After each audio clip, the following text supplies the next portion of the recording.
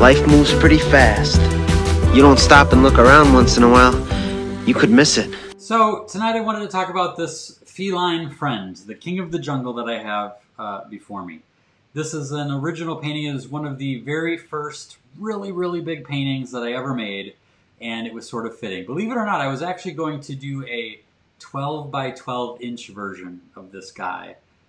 But when I thought about what this painting was supposed to embody, I couldn't stick with that. I needed it to be bigger. I needed it to be life size. And to be honest with you, the inspiration for this piece came not from me, but from someone else. And so I needed to bring her on to be able to explain where this came from, because the story is just as much hers as it is mine. Yes. So basically, the kids and I were at lunch at Burger King, as you can imagine. And we had gotten our food and we were getting ready to sit down, and there was a big pile of crowns sitting there. Yes, they still have the crowns. They still have the crowns at Burger King, which made me so happy. I'm like, kids, grab a crown. They're like, what is this? Yeah, you turn, and I'm showing them. And as this is happening, people are starting to notice.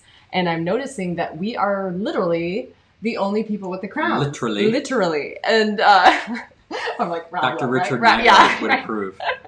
So long story short, as we're starting to get attention for putting these crowns on, because apparently we got to take ourselves too seriously and not wear the crowns at Burger King anymore. That's what the vibe was. Okay. Well, a lot of adultitis, but not with the Burger King employee who had checked us out and gave us our food. So he noticed that we were all wearing the crowns. There's 4 of us, and he came over and he's like, oh, you're wearing the crowns. And he literally, I love that word, gave us free cookies for doing this. We got rewarded. That's what I'm talking about. I thought you were going to do the kids cheering. Well, that is like cookies, right? Cookies for wearing crowns. So I guess in the end, we really, as we reflected on it, we're like, just the little power of silliness, that people notice it. By the way, the other Burger King people or customers were kind of smiling at us and kind of giggling. And I think that they were breaking out of their adultitis a little bit. Yeah, and that's what we're talking about tonight, is this power of silliness, that most of us are not willing to go that step out of our comfort zone, to own it. Right. We talk about that a lot when we were goofing around with each other, and that's one of our things. We're like, silly own it, and be like, own it, and then you have to take it to the next level. And if you've ever watched someone like Jim Carrey or Will Ferrell, when they are in a bit, they own it. They are that person. They are 100%, and they look ridiculous, and that's what makes it hilarious, but that's also what makes it powerful, because when you own that, there's a sense of confidence that comes out of that. And it's a hard thing. It's a superpower we can all have, but it's hard to put yourself out there. That's the challenge. But the good thing is when we work together, and we just need to do a little bit like you with the crowns at Burger King and being silly. I'm sure there were other adults that were like, hey, we could wear those crowns. We could have crowns. And you just sometimes need a permission granter. And that's a lot of times what we see ourselves as, is permission granters. And the cool thing is we can be that to each other. Right. Now, what's cool is we stumbled across a little news clip that I loved, and we wanted to share with you guys because it's a really good example of how one person can be a permission granter to an entire neighborhood. And so I'm going to pull this up. I'm going to show you guys this. Hopefully, I don't know if you've seen it or not, but if not, enjoy.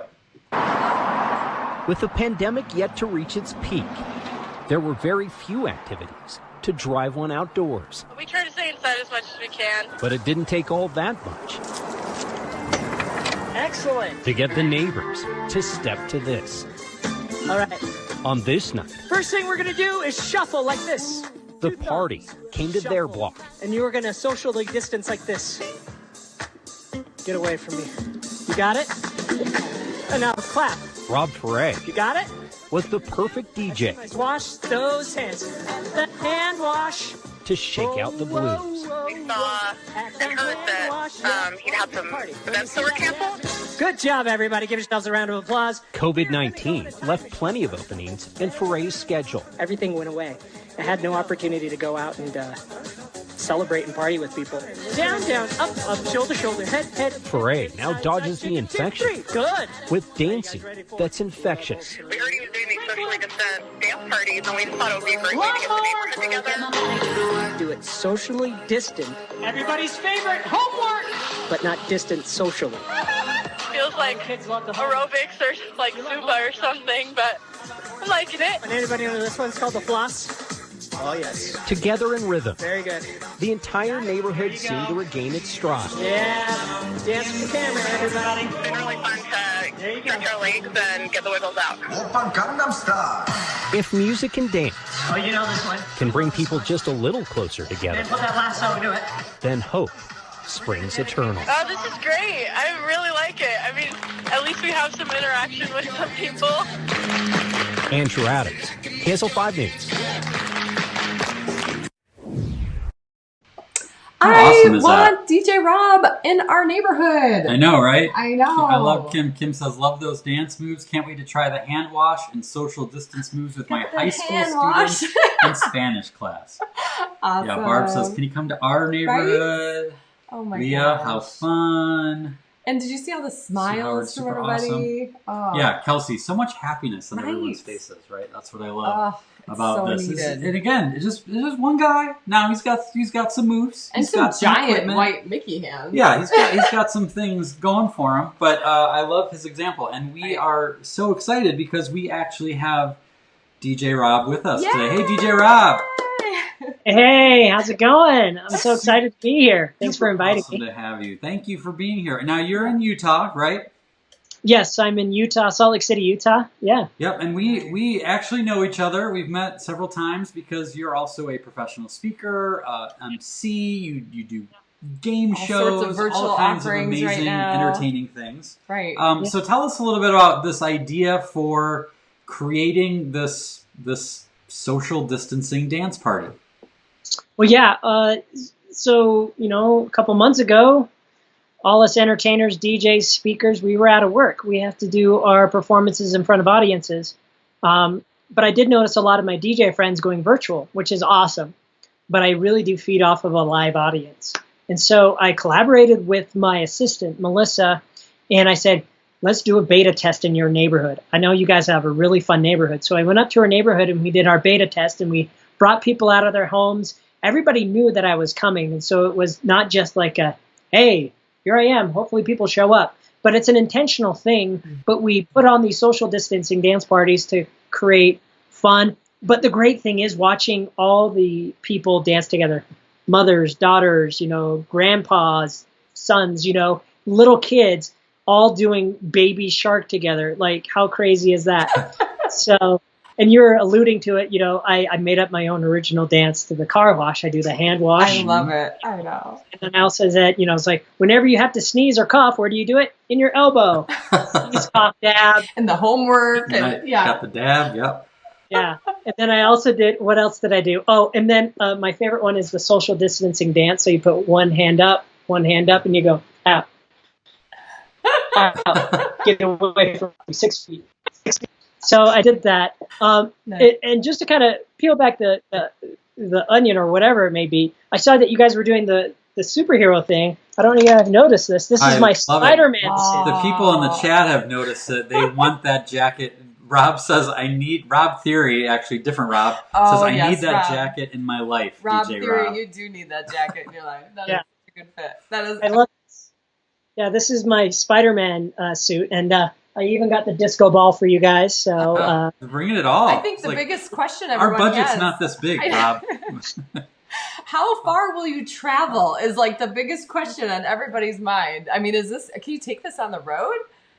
oh yeah, I've taken it on the road. I've gone an hour and a half north Nice. and an hour south. All right.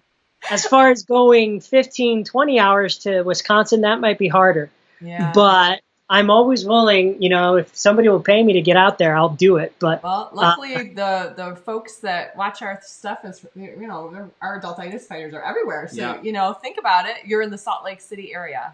Yeah, we've got Right? some fans that are in Utah, so Yeah. that might be a possibility. But here's what I want to know. Yeah. I can only imagine that when you first show up in the neighborhood, there are obviously people who are like, finally a chance to dance. But there's probably a lot of people that take a while to warm up. Is that true? And what do you see? Does it kind of spread as it goes along? Yeah, so we have a mutual friend. His name is Jason Hewlett. And he talks about the promise. And the thing I love about the promise is when he talks about keeping a promise to your audience, okay? Sometimes I show up and I'm playing music and nobody shows up. But by the end, people show up. I just have to have faith that it's going to happen. But I'm going to put on the same show for 3 people as I would for 30 people, okay? There are some neighborhoods where I showed up. There's this other video that I probably sent you where I showed up and everybody was ready to go. They were on their lawns. They had their seats ready. They had their coolers out. And then there were some streets where I show up and nobody's there. But eventually they start creeping out of their house and they feed off of the energy that I give them. I'm like, and this is something that you guys often talk about. I give them permission to be silly, right? If I'm silly and we're dancing to Baby Shark, it doesn't matter who's watching. And that's the best, is watching old men go, all right, well, what is this? Yeah. Right. But, we're at, and I think we just let people have that opportunity to have a little bit of fun. And so that's what I love to do. And you guys were talking about Funko Pops, right? I was putting, we have those, but we packed them all away. We were supposed to be moved by now. Oh. But a thing happened. The economy went south, and so we decided to stay home. Is that just Utah thing? Or? Yeah, just here in Utah. And so we packed up all our Pop Funkos, but my wife has the full Golden Girls collection. Not super. My mom's got those, yeah. But this is the one thing that I do have that I want to show off. This is my Mousker when I worked at Walt Disney World. I was going to say, you have a story there, don't you? Yeah. Is there anything you want to share about that? Well, if people want to do their homework, I performed at the Walt Disney World College Program talent show, and I did my magic show. I think you guys have seen my magic show. I don't think I have. You do magic too, for crying out loud? Oh, I've seen that. Yeah. I did it in Phoenix. That's right. For NSA for the kids. But if you Google Rob Ferre Polish magic show, you'll see it. And so I have seen that. Yep. That was like the funniest thing I've ever seen. That might have been one of the first times I met you. So that could have been, I didn't all the way put that together. Yeah. I think I laughed. I laughed embarrassingly loud. Like one of those things where you're like, oh no. I'm like, that was too loud. Yeah. Even now. Yeah. So that's how I won this award. And then that led me to where I am today. I met my mentor shortly after that, who said, hey, you got some talent. Let's spread some joy here at Walt Disney World, at Universal Studios. And that's how I got started as a DJ. Oh, wow. So you were talking about The Promise, which, again, Jason Hewlett talks about that. And that point of, like, I'm showing up and I'm doing this no matter what. Obviously, you have a track record to know that most of the time, if you stick with it, it'll work out, right? That's why you're a professional. But we have a community filled with adultitis fighters, but some of them are on an island, and maybe they're the only one who's willing to take that jump. Now, maybe there'll be other people that go along for the ride, but it takes a little bit of courage and bravery. What advice would you have for someone who's like, I want to do something fun with my family, or I want to do something fun with my coworkers, I want to suggest something, I don't know if it's going to land. What advice would you have for them to give it a try? Yeah, that's tough. Sometimes, putting yourself out there, especially with your family who knows maybe you trying to be silly or doing something different, they don't want to buy in. So I think the element of surprise is always good. But set yourself up for success. So either it be a game or something that they have no idea they were even doing. Maybe even set up a scavenger hunt that they don't even know they're on a scavenger hunt. Say boo, wear a mask, come out of a closet and be funny. There's so many different ways, but I think what could be successful is the element of surprise. Instead of being like, okay, at 6 o'clock, guys, we're all going to meet in the family room and we're going to do this thing. Yeah. I don't have like teens or anything like this, but my brother does. And I could probably do this with them, but they're all sitting in the front room, all on their phones, doing their thing. And then somehow you all text them all at the same time a video. And they're like, what is this video? And then it's you somewhere in the house. And here's the thing, is this is how my brain works. I'm making this crap up as I go. But wouldn't that be fun? Like they're all on their phones and all of a sudden they all get this text from you. And then there's this video and you're like, your mission if you choose to accept it, something like that. And then they go on this thing. But also what works really well is free stuff. Dangling a carrot, either it be candy, money, that always works. But the element of surprise, I think, would be the greatest thing. And this is what I talk about gamification. And people love to compete, but people also like to be surprised. So if there's any advice, do something that catches somebody off guard. I love that. And that works for your husband or your 5-year-old daughter, right? And I think you're onto something with that, texting everybody at the same time in the house, especially like after dinner when no one's really doing anything. You kind of catch them. So that's pretty cool. By the way, Jody Jensen, who is from Utah, says, we love DJ Rob. So you've got fans here already. So that's pretty awesome. Yes. Yeah. For sure. Well, check out Rob's website there. It's here. And then I know Jenna put it in the chat. It'll be in the show notes as well. Yes. Check out DJ Rob for all of the cool stuff he's got going on. I think someone in the chat put the link to your Polish magic they show found too. it. So you that got got to check that out. I wonder if that was my mom. But yes, also follow me on Instagram. You can see baby duckies on there. My wife and I, across the street, we watch baby duckies all day. It's great. So just Rob Ferre on Instagram too. Yeah, it's my name. Yep. Okay. Cool. Thank you for being Rob. here, Rob. Thank you so much for doing what you do to spread light and joy and silliness to the world. Thank you. We love you. All right. Before you go, I got to do a selfie here. I do. So I do a COVID selfie right here. Perfect. Cool. Thank you guys so much. All right. Take care. Rob. See ya. Oh, wasn't Rob amazing? That was good stuff right there. And it just kind of inspires you to just think a little bit sillier, right? It's like, what can we do? Like, whether it's the living room dance party or the kitchen dance party, and music is very powerful in that as well. Yes, it is.